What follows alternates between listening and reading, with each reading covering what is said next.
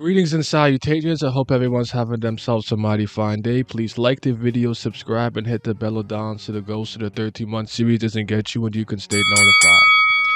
Feels like it's been a bit of a down week this week. Not that I think the chapter was bad. I think it's a solid 7 out of 10, all things considered, if I'm trying to be as unbiased and impartial and as objective as I can be. But it's just very hard to immediately care about something like this, like a game within the game with this chess match, when we just watched Mazzino versus Lusleg for like a month, right? So I could tell based on the views, the chat sentiment, the live chat numbers that people were lower on this. Like a lot of people checked out. They're like, oh, Lusleg and Mazzino is really over. We're not going straight into Traumre versus Gustang.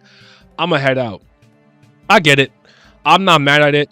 And I honestly half expected it. Though there was a part of me that thought the real way that was going to force Traumre to come to the game is Gustang was going to come and get him himself. And then they'd go to the middle of New Sprout or what have you and do their thing.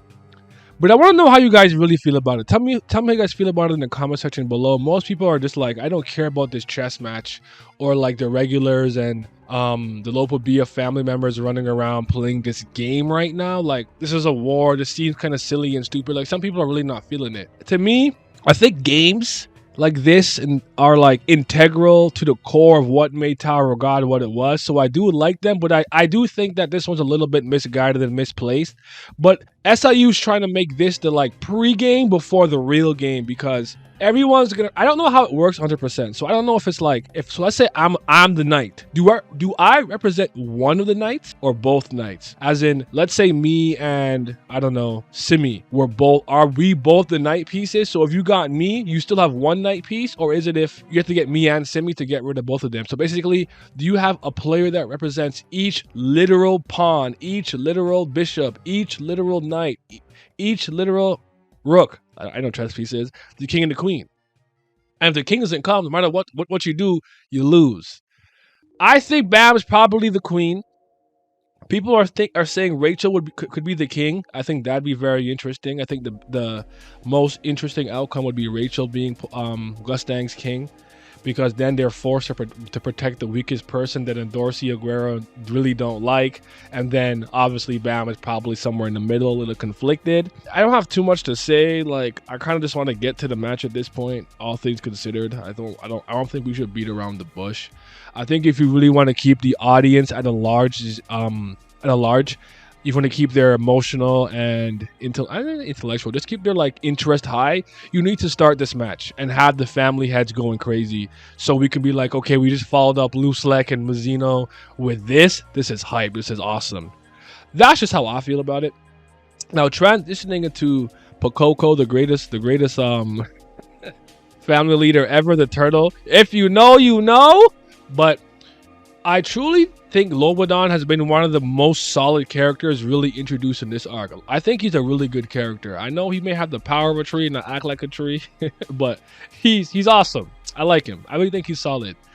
He came through with the punch, took off the arm of that like chick in the bodysuit with the like anemone head, like sea urchin head, whatever, with the stripes, and then pulled it out Proust, that like one of those monsters we seen with like Dumas or whatever lurking in the shadows when Gustang pulled up to the last station. We're gonna see Proust go at it. That's a lighthouse user, so we should probably see a high level lighthouse user go at it. Should be fun, should be interesting. That's kind of all I've got to say. There's a lot of other interesting tidbits here, I suppose, but that's it, man. Like, I think he should just get to the Traumre and Gustang thing. I don't think he should beat around the bush. That's just my personal opinion. But how did you guys feel about it? Did you like the chapter or not like the chapter? You're somewhere in the middle. Are you indifferent?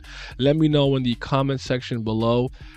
As of this video, just real quick, I will be taking my break on the 24th and the 22nd, so I'll be streaming all the way to the 24th. Videos will still come out, uploads will still come out. I just won't be live much, maybe once a week at maximum. The chapters are really insane, so let me know if you think the chapter was so good I should be live. And I believe that is all. Have yourselves a mighty fine day. Like the video, subscribe, hit the bell of dawn, and y'all be safe. I'm out. Bonjour and merci, Patreon. Thank you guys for your continued support. Shout out to the certified BAM lover, CBL Nation, Love Bam, James. That's the guy. That's the real Slayer.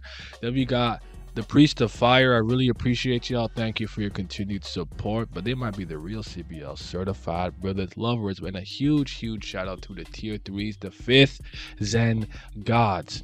A huge thanks to Big Abdel, Andrew, Childish Nujabes, Fairs, Huey, Johnny Rogers, Lazy Dragon, Lucky Roo, Naz Riley, Revenant, Scobe, Simi, Ticos, Tino Brown, Urek Mazzino, Zachary Cooper, Zodiac Namiko, and Zyler Scotty. Your support is greatly appreciated. I had some clean, sugary mud the other day. We moving on up. Thank you for helping me eat and pay my bills. Y'all be safe.